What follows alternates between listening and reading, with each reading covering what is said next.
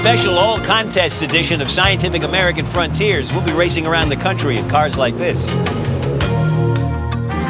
Also, people and computers. Can you tell which is which? Battling ping pong machines. They break their inventors' hearts. And a race beneath the sea for human-powered subs. I'm Alan Alda. Join me now on Scientific American Frontiers.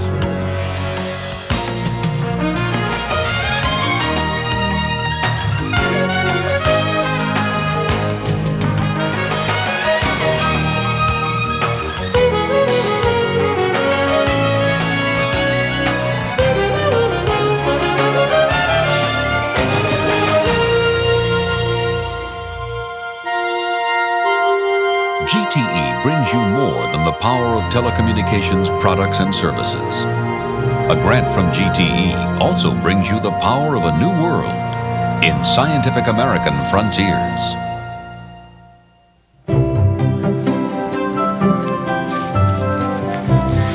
I bought this car a few years ago and I was really excited about it. What's so exciting about a 1985 Honda? Come on up, I'll show you.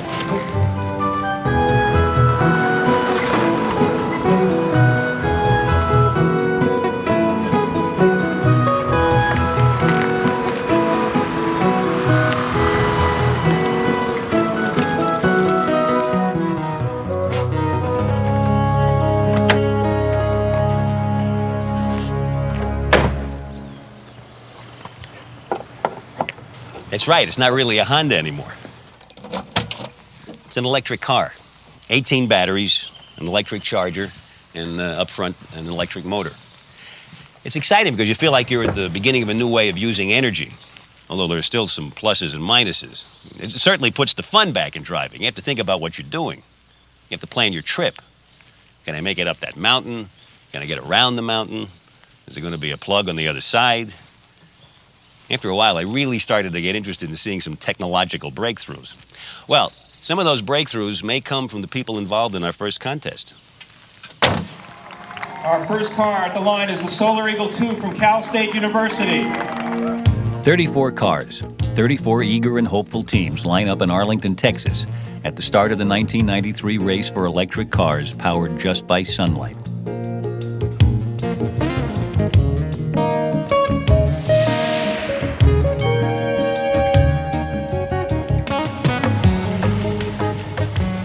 In pole position, Cal State Los Angeles, fastest qualifier and a top contender to finish first in Minneapolis 7 days from now. Dark solar panels, which make about enough electricity to run a hairdryer, cover the car's removable body shell. A couple of months earlier, I had visited the Cal State team for a closer look. Get a lean on this? You lean in the middle of this tube where there's a member. That's fine. Team captain and engineering student Ricardo Espinoza explained the controls. Is that the brake? Yeah. Okay. Turn Watch out.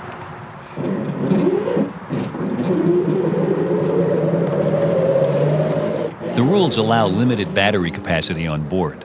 That's what's powering the car right now. But once the race starts, battery charging is permitted only with the solar panels. Can't go fast enough to crash it, I don't think.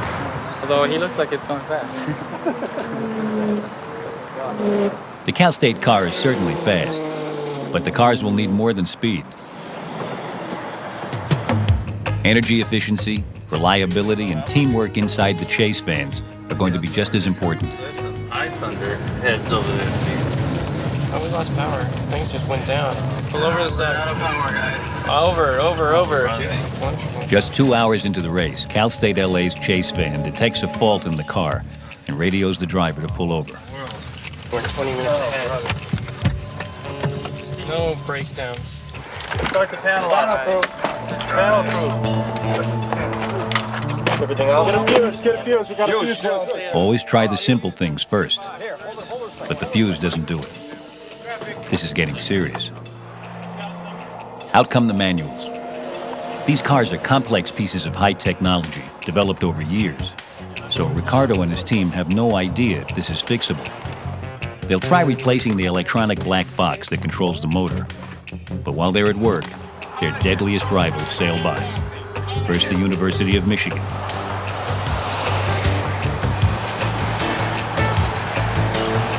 Then Cal Poly, Pomona.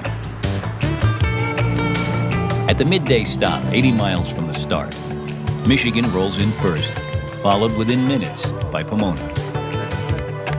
All the way from Arlington, there's been full cloud cover, so everyone's had to run on batteries. Pomona's battery choice? Sears diehards.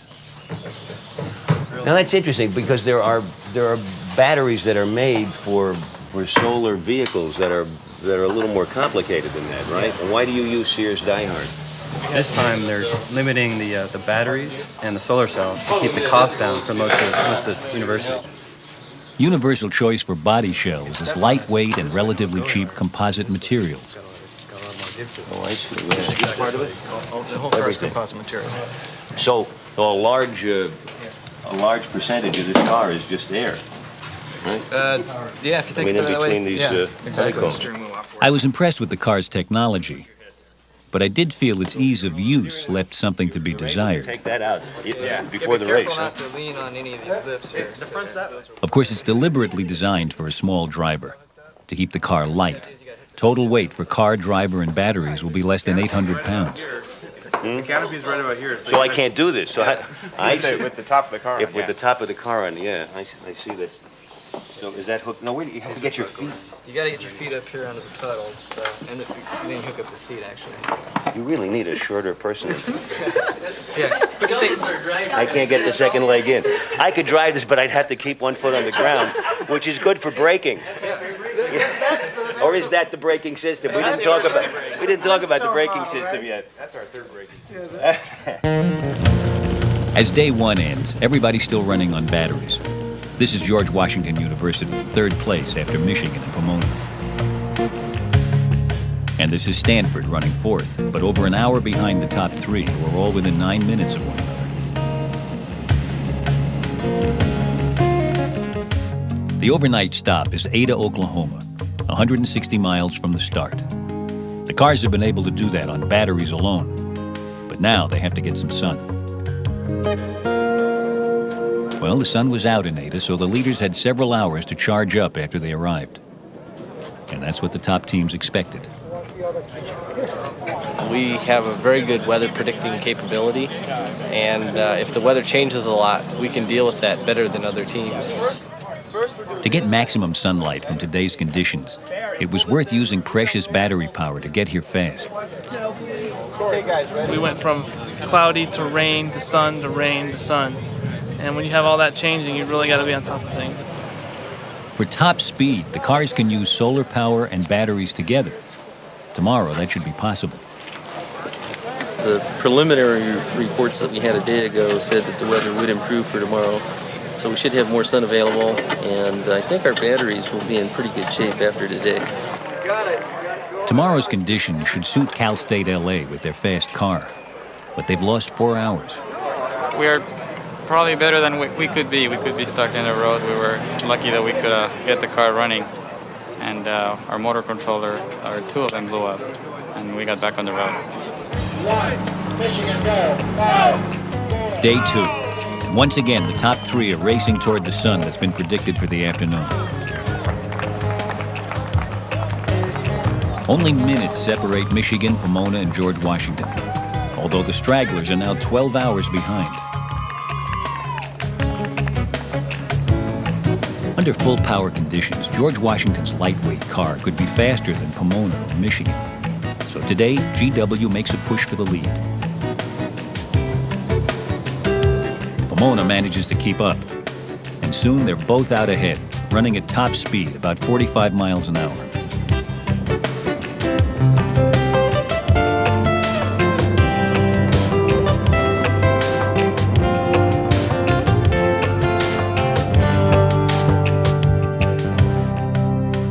Right on schedule, Pomona and George Washington run into the predicted afternoon sun.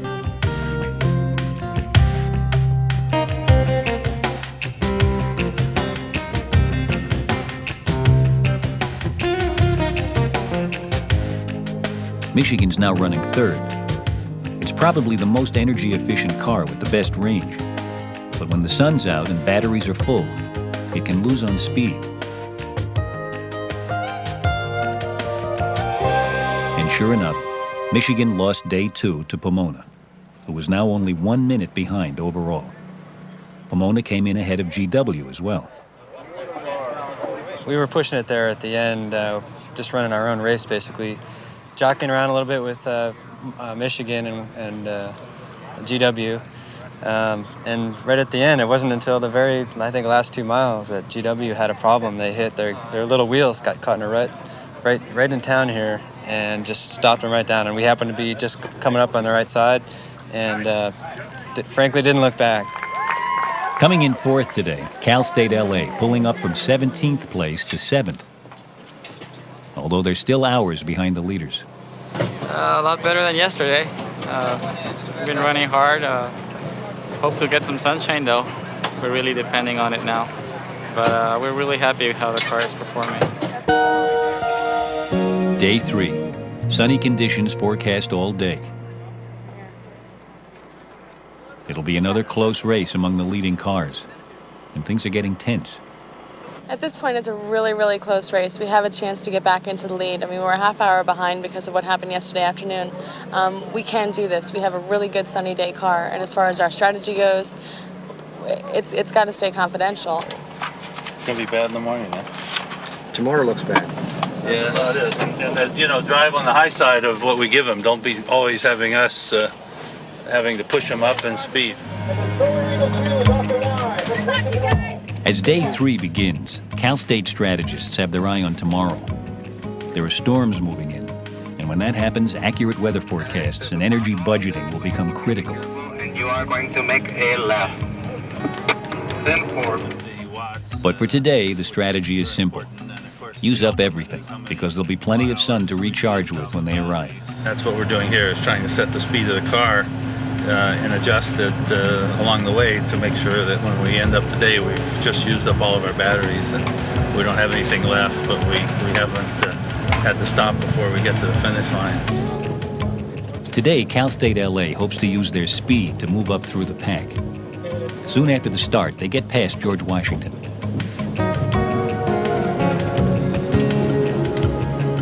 But it's going to be a frustrating day. A minor problem to fix, and GW repasses. A few miles down the road, the two trade places again.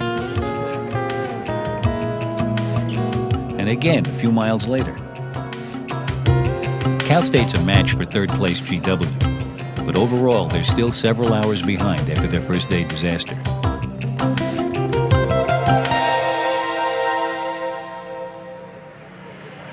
By evening, Pomona, Michigan, and GW are still the top three.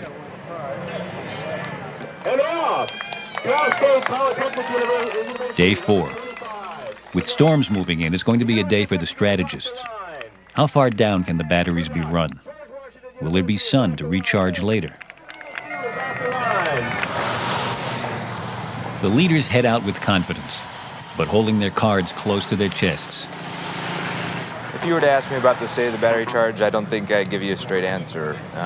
You could ask me probably 3 times, and I might give you 3 different answers. And that's where the guessing game is right now. Where is everybody, what their state of charge is? Because once the clouds come up, it's your batteries that are going to make you win the race. It's clear the fast cars are going to try to stay ahead of the weather. By midday, almost the whole field has been caught by the storm.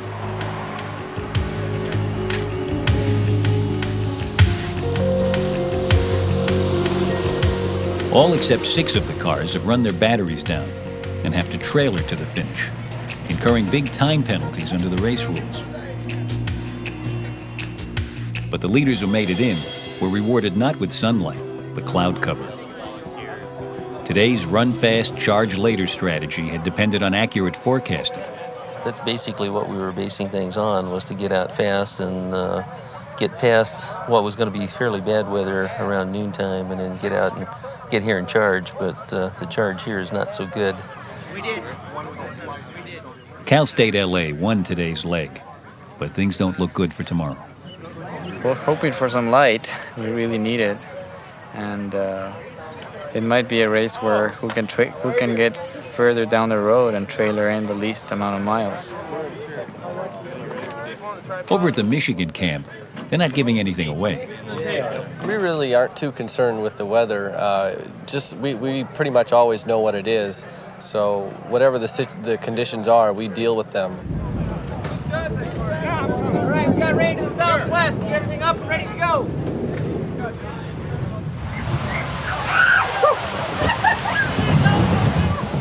If you think this should be enough to stop any solar car, think again.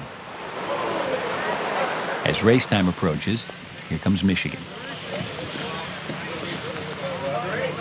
9 o'clock start. 9 o'clock start.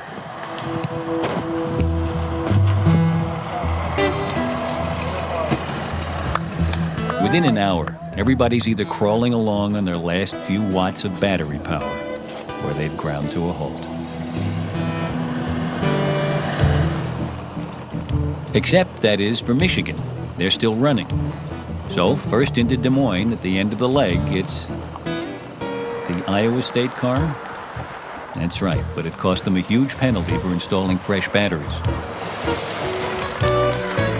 The real winner today was Michigan, the only car apart from Iowa not to trailer in and get a penalty.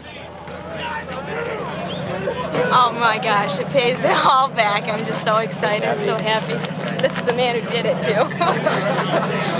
I'm just so happy. I can't believe we actually made it. I kept on praying in the car, saying, come on, keep it going. I was doing sun dances and everything. Suddenly, it's a different race.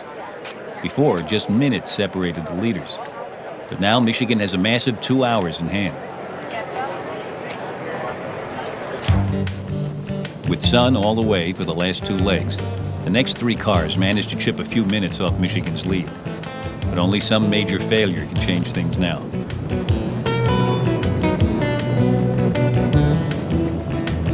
Energy efficiency, planning, strategy, weather forecasting. Michigan had simply done everything a bit better. And that's what won them the race.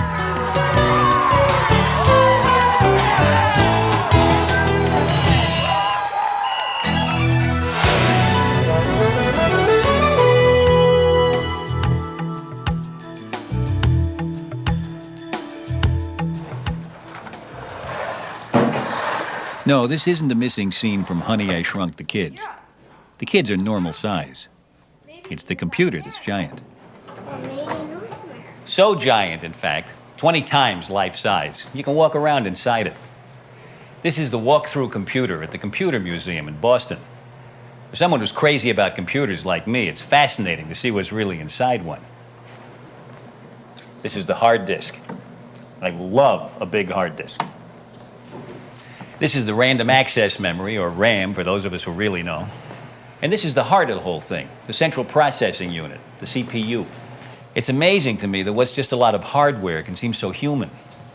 You can ask it questions and it responds, sometimes in ways you didn't expect, which poses an interesting puzzle. Suppose I were in here and had control of what this computer says, by hooking into this board that controls what's on the screen. How would you on the outside know whether it was me or the computer you were talking to? What is your favorite Shakespeare play? King Lear. I also like many of the comedies. How about you? Sonnets. Also the comedies, but the tragedies are my favorites. Are you familiar with Hamlet? We're eavesdropping on a conversation that's taking place on the screen of a computer terminal. His dad just a little month before? You might say so. Emmy Gugza is at one end of this lively exchange, asking lots of questions about Shakespeare. But Emmy is really trying to find the answer to an entirely different question.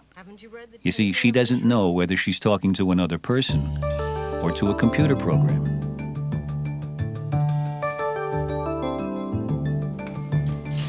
Her conversation is being tapped by an audience at the Boston Computer Museum. These people are hot on the trail of the question, can a machine think? When Alan Turing, a brilliant mathematician and computer pioneer, explored that question in 1950, he came up with a test. Computers are finally powerful enough to take the test And today are the historic first trials. The Turing test is set up like this. In one part of the museum are ordinary folks who, like Emmy, have no special computer expertise. They are the judges. It's up to them, not experts, to interview all the contestants and decide which are human and which are computer programs. Every 18 minutes, the judges rotate and begin another interview.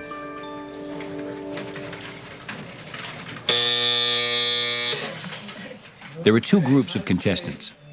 The first group, human beings, is hidden away in the bowels of the museum. Their job is to conduct normal conversation with the judges over the computer terminals.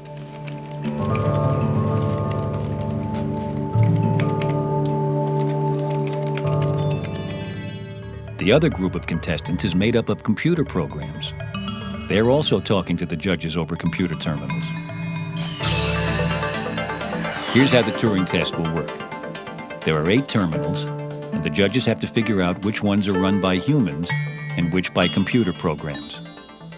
If one of the programs fools the judges into thinking it's a human, it's called intelligent, and it passes the Turing test. The audience members watching from the sidelines will have their own ideas about who's human and what is not. Now, open-ended conversation is far beyond the capacity of even the most sophisticated programs. So to give the computer program contestants a fair chance, this will be a restricted Turing test. Each contestant has chosen a conversational specialty, and the judges' questions have to stick to these narrow topics. Let's look at the topic, problems with romantic relationships. We're going to give away the contestant's identity in this one just to get you warmed up. Where's the best place to meet men? Perhaps you're not getting enough respect in the relationship. But I don't have a relationship. You're not getting enough security in the relationship. But I don't have a relationship. Perhaps you're not being appreciated enough. No one is fooled by this contestant. That's obviously a computer program. There's just no interaction going on there at all. You know, it's just about 3 miles apart all the time. So the romantic relationships program fails the Turing test. But as the test got underway, some of the conversations proved harder to judge. Shakespeare's plays is driven by a human contestant. Cynthia Clay is a real Shakespeare expert. Now remember, Cynthia is hidden away. You know she's human, but the judges don't. Let's see what they're making of her conversation. Do you know much about the authorship to Two Noble Kinsmen? That is not among the 37 plays, unless that is some subtitle. Supposedly, it was written by Fletcher and Shakespeare. Oh, that's interesting. But I'm required to only talk about Shakespeare. Why don't we just stick to the bard himself? Unlike the romantic relationships computer program, Cynthia's on the ball. She understands the questions and her answers are to the point. So all the judges recognize that the Shakespeare contestant is human. Or do they? Which of his plays is your favorite? Let's see, I'll give them a bizarre answer. Let's see, Pericles. I bet they've never even heard of that one. Why is it your favorite? Because he was obviously called in to play Dr. Somebody's awful script. It was one of the few, maybe only 2, plays written with somebody else. It was just specific information that sounds like something that would be programmable. So I just thought that it was a little more on the machine-like side than human-like. One judge actually thinks Cynthia is a computer program, and the audience is split right down the middle. Some of the answers seem just too studied, as if they were somehow canned opinions that came from a large database. I think the Shakespeare one's human because of the way it answers questions. It can understand the larger meaning of a question. It's not just responding to one keyword. It seems overly intellectual. The responses are too perfect.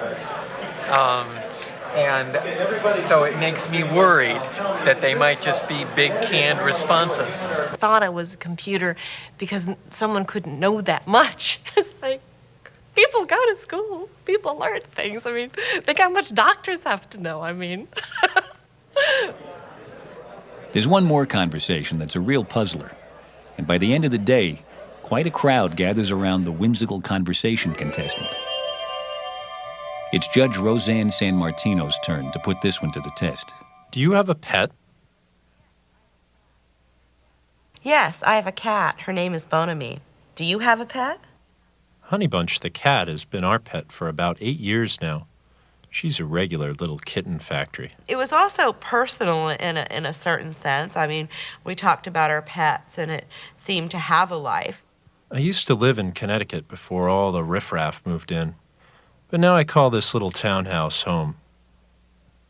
So, you live alone?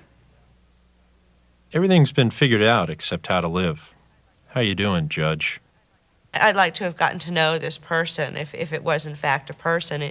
For some reason, I assumed that it was a guy. It just seemed guy-like, you know, and so, you know, I would have liked to have met his cat and, you know, seen his little townhouse or whatever, and, you know, just chatted with him a little bit more. Roseanne clearly hit it off with the whimsical contestant. What do you think? Is this a human or a computer? The last round is over. No more conversation. Every judge has interviewed every contestant. Now the judges have to decide. For each conversation, were they talking to a human or to a computer program? It's these ratings that will determine whether any program passes the Turing Test.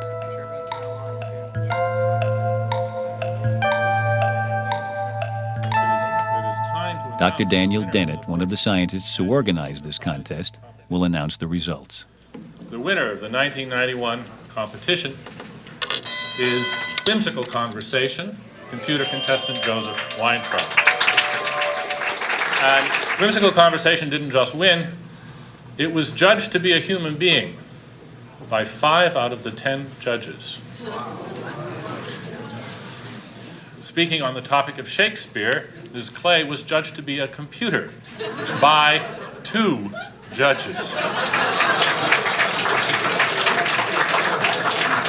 But perhaps it will soften the blow for her if she realizes as well that she was judged the most human on the mean. So she wins both most human and most easily confused with a computer.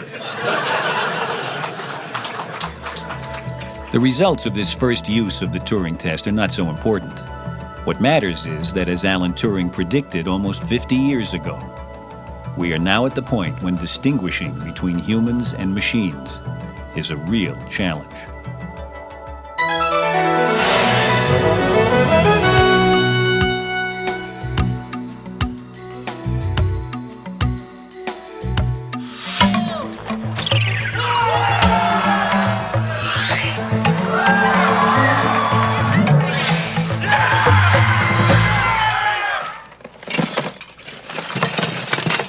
It all starts with a box of junk. Students enrolled in MIT's engineering design course must create a machine solely from the materials provided. In 6 weeks, their machines will compete in a wild night of mechanical combat. It's quite a challenge, since most of the students have never built anything before. Big spring. These science wizards are discovering that an idea is good only if it can be built. That means rolling up their sleeves and handling a drill as well as a calculator. And as 200 students compete for tools, life in the shop becomes frantic.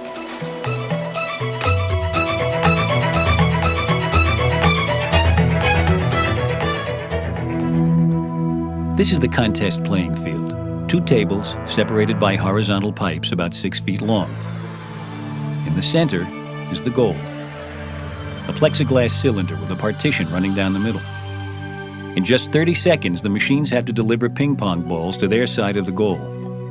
Each machine can carry as many balls as you want, but the whole assembly must fit into a 1-foot cube. The machine that delivers the most balls wins. All right, just get open. The biggest challenge is finding a good idea, and students look for inspiration anywhere they can. For example, Rob Graham plays football for MIT. The competitive strategy used on the field sparked Rob's plan.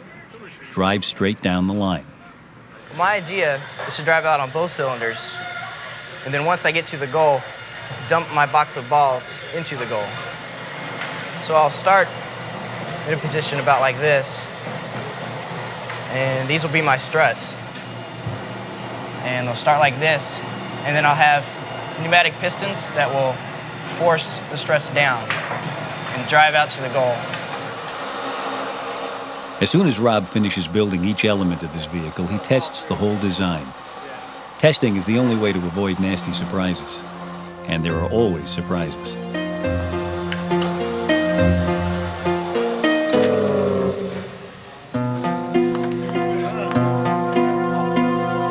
The problem is that it's too heavy and it falls through the middle of the pipes. So hopefully the box of ping pong balls will weigh less than the masonite.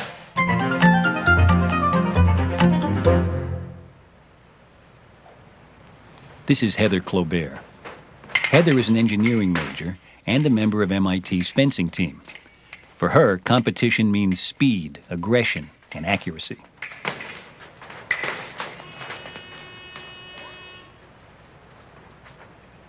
My basic concept is a frog. I want to leap, carrying all of the balls with me, land on the target, and dump them.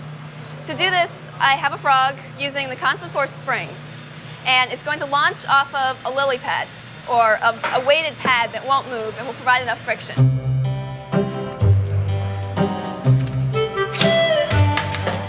Speed and aggression are there, but the accuracy needs work. And Heather's frog idea almost croaked. According to contest rules, you can't throw anything except a ping pong ball. She got around this by combining her launcher, these coiled springs, with her ball carrier. So now she has a jumping machine, and that's just legal. The students are scrambling, and that warms the heart of their instructor, Professor Harry West. At this stage, when the students' machines don't work very well, they become very teachable. The machines themselves are teaching. When the student has made a mistake, the machine lets the student know, because it doesn't work.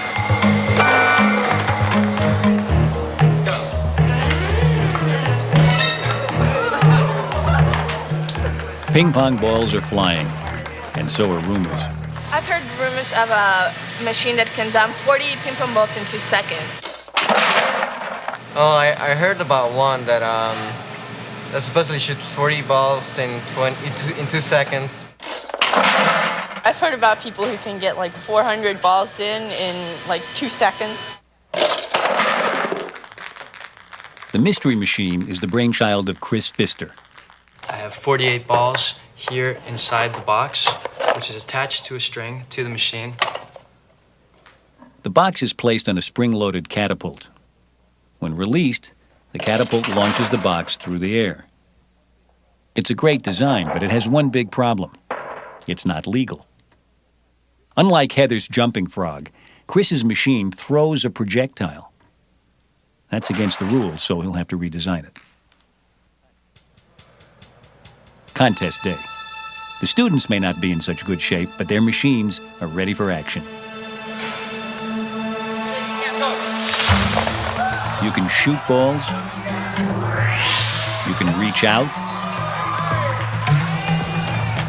You can fight head to head. You can even drive off the road. As long as you get the most balls in your side, you win.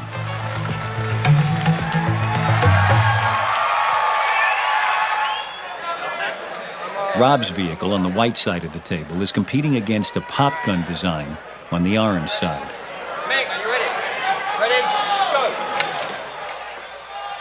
It's a slow start. His wheels hardly hit the ground before the pop gun machine begins to fire. It's down the tubes for Rob. I had too much friction on the bottom of my machine, and these little knobs I put on didn't lessen it enough so I could drive off. So it didn't work nearly as well as I had hoped. For her first round, Heather is as jumpy as her frog. She's up against a Model T. The leap is just short of the goal. I just added too many ping pong balls and it was too much weight, and the frog didn't jump as far as I thought it would. This is the former Mystery Machine, now completely redesigned. Chris has built an extending arm with a blocker attached to the front. Defense and aggression combined. He's up against a vehicle. And it's over quickly for Chris. Here's what happened. His arm shoots too low, so his blocker hits the center divider. Chris defeats himself. The practice attempt that we made just before that was perfect, so I don't know what happened. A little bit of luck is involved, I guess. After 3 elimination rounds, every machine left can do the job. What matters now is how many balls you can deliver and how fast.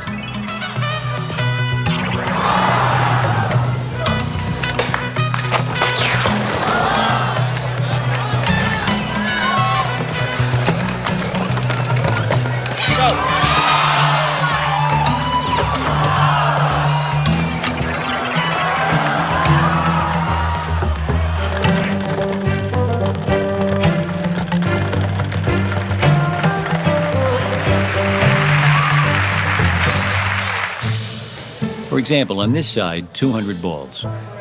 Over here, maybe 50. They're both vehicles, and after a rough start on the left, it's a pretty even match.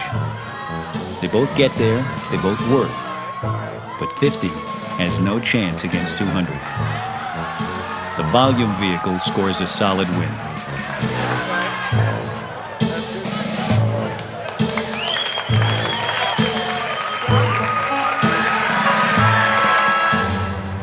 In this next match, intense concentration takes over as a lightweight extender goes up against a vehicle. The extender contender is fast and fully loaded. It delivers all its balls before the vehicle even arrives.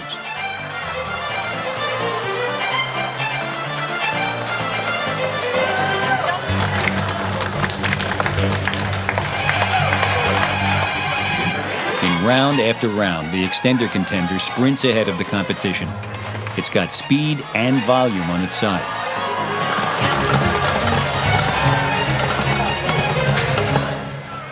But there's another strategy showing a lot of promise.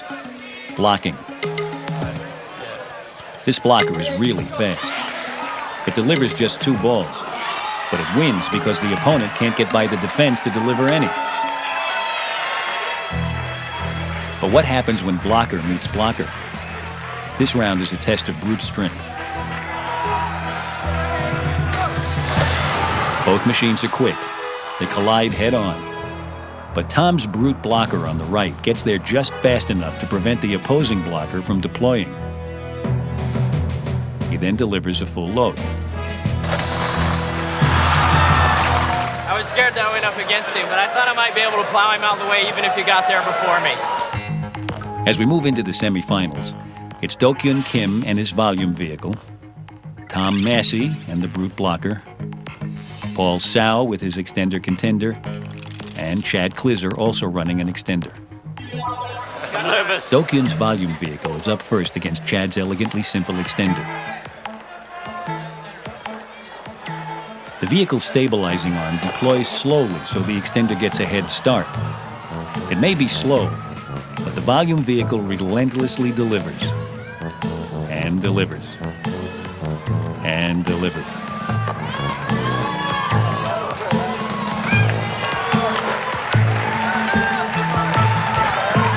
It's a decisive victory. In the second semifinal, the extender contender faces the brute blocker. At this level of play, strategy can make all the difference.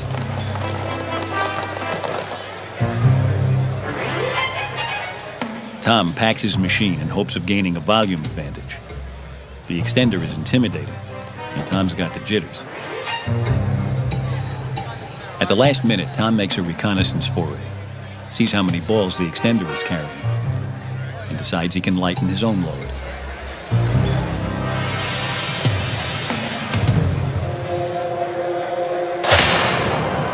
Tom blocks out the extender altogether. No judge's decision necessary.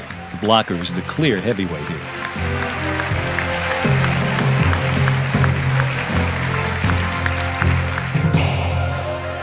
The final round. It's Tom's brute blocker against Dokyun's volume vehicle. Dokyun gets a final scouting report on the blocker. The news is not encouraging.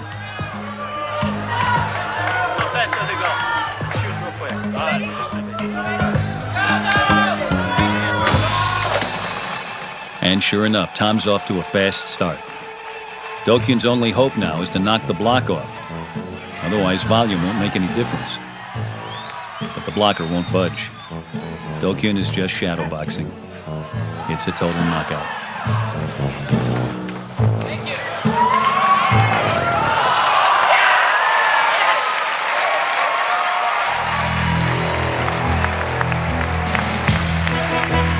For Tom, the engineering title is a long-coveted prize. Ever since he first saw the MIT contest on this television series 7 years ago.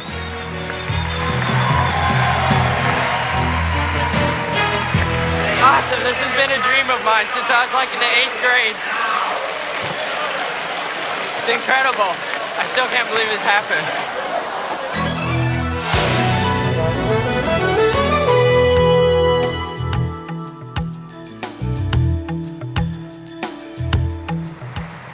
Some of our most exciting contests are among machines that are powered solely by human muscles.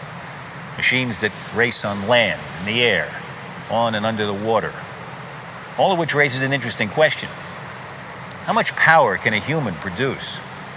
Of course, it all depends what human you're talking about.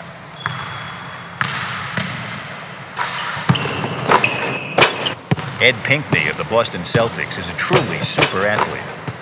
And when he's really pumping, he's putting out as much as 2.2 horsepower. Now, wait a minute. How can a man be more powerful than a horse? Well, it turns out he isn't, because a horse, going flat out, actually produces over 10 horsepower, although it can only do that for a very short time.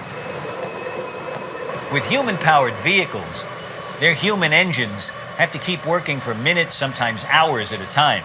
So under those circumstances, a 130-pound woman like Kim can produce about 0.3 of a horsepower, while a 160-pound man like Alex can put out about 0.4 of a horsepower. Now, of course, that's here on dry land.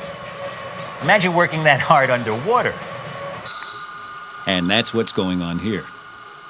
We're 30 feet underwater off the Atlantic coast of Florida. This is a contest for submarines, which run only on person power. The propeller is driven by a human engine.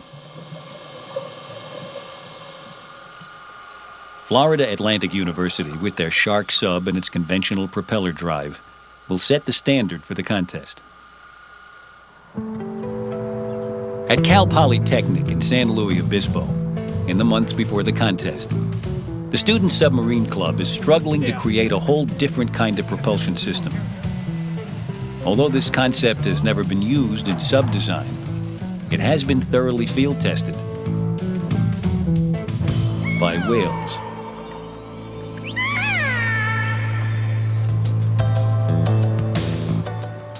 Professional engineers at Battelle Institute in Columbus, Ohio, are also pursuing a unique design. But their experience told them that complexity equals trouble. The simplicity of the device was real key, and we kind of thought to try and get something to swim like a fish would be akin to trying to fly with wings on your arms. In Ohio, this pool is as close as you can get to ocean conditions. And this is their first underwater test. The sub's body is slender, to cut easily through the water. But that makes the inside a tight squeeze. So once the navigator wedges himself in, the peddler has to climb right on top.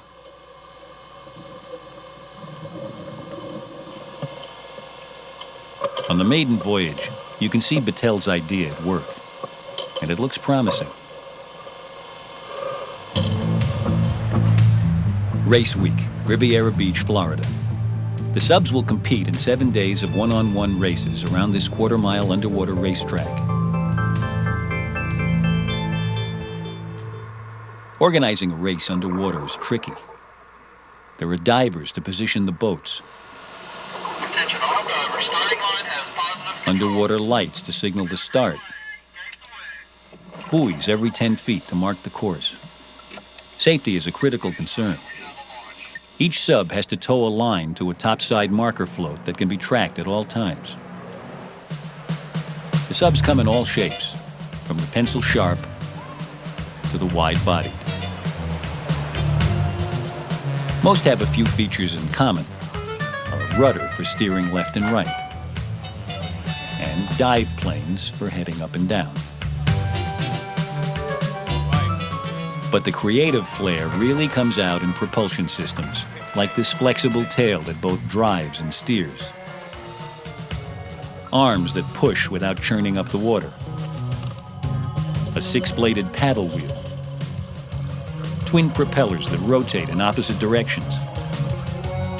And adjustable blades on this flying bomb. These designs are strong contenders for the Innovation Award. But the real excitement is the speed race.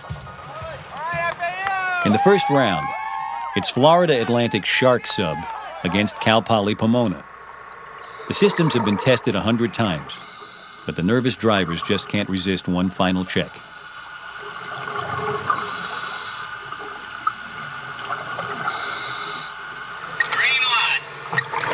Out of the gates, Florida Atlantic is off to a blazing start.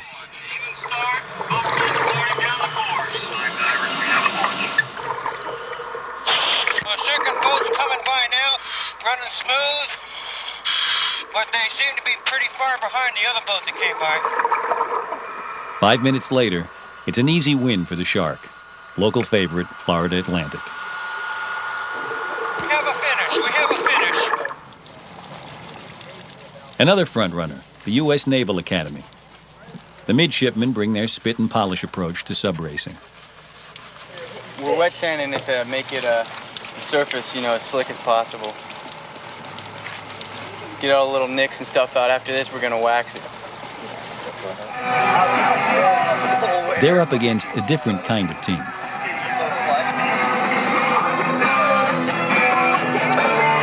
What team you guys with?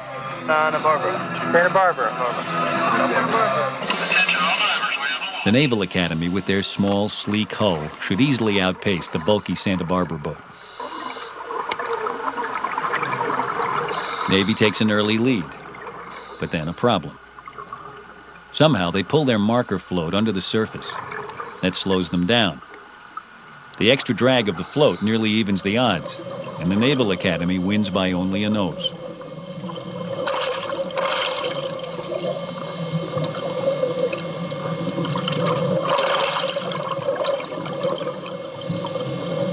The midshipmen are thrilled with their narrow victory, but it's a short-lived celebration. Because of the safety violation, the judges disqualify their run. Meanwhile, the Battelle sub is being prepped for its next run. Their frog-like device has been working flawlessly, and they're ready for the water.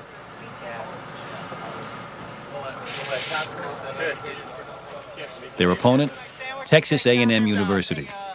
It's late afternoon, and the seas are starting to build. 21. Middleton, 1100, Shep. Visibility is bad. Conditions are getting marginal. Nevertheless, Battelle gets a graceful start. Unbugs are free. Looks like a clean start. Boat proceeding down the course. We have a launch! Even the judges are impressed. But on the first corner, a miscalculation. Unfamiliar with ocean currents, Battelle drives too close to the course markers, and they snag their safety line. Stuck on the bottom, the sub and its safety float. The Battelle boat is somewhere beneath the surface, but no one knows where. I don't know what else would have. There's only one thing that would have stopped. I think they got a buoy. That's what I think. I think the currents are bad. The disadvantage of being a landlocked team has become painfully clear. The engineers from Ohio can only wait for help to arrive.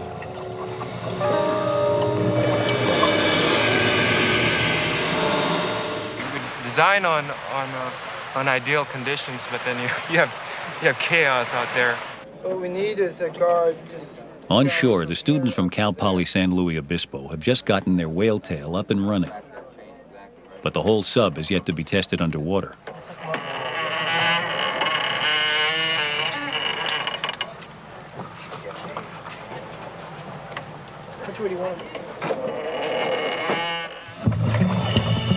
Right out of the gate, it seems they've overlooked something. The boat won't stay level. They pedal furiously, but the whale-tail sub just dives into the sand. Exhausted, the crew abandons ship. After 4 days of racing, the field is thinning out. There's bad luck, bad driving, and bad design.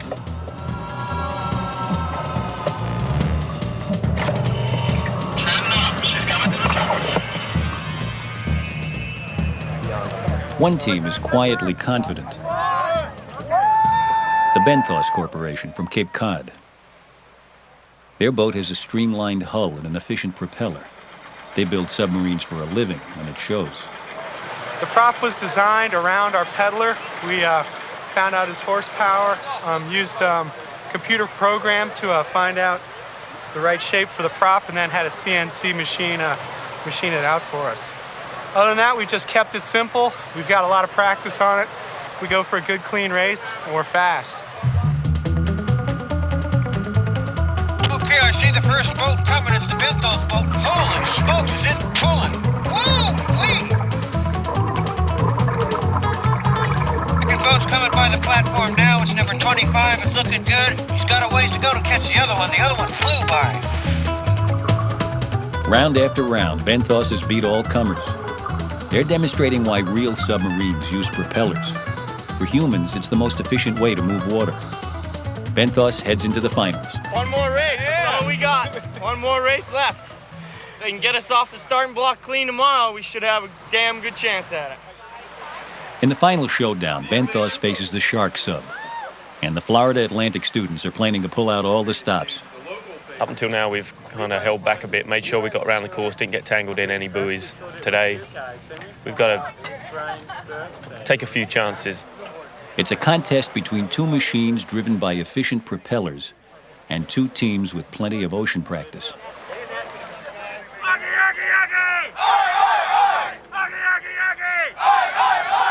Ugly, ugly, ugly? Yes, yes, yes. Is that what you meant? I don't think that's what it meant.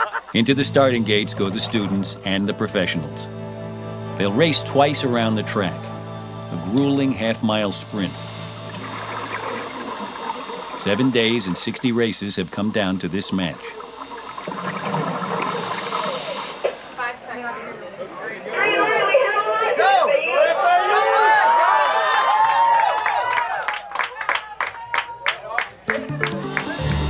And right from the start, it's too close to call.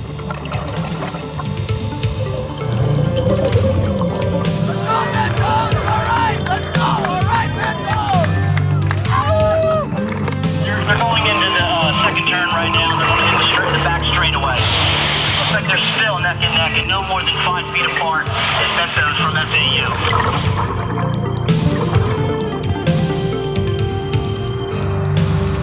They are really moving out.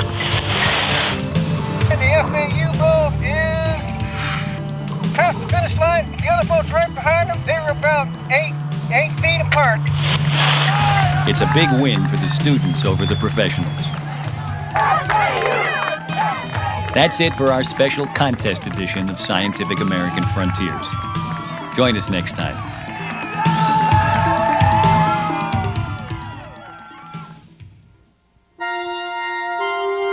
GTE brings you more than the power of telecommunications products and services.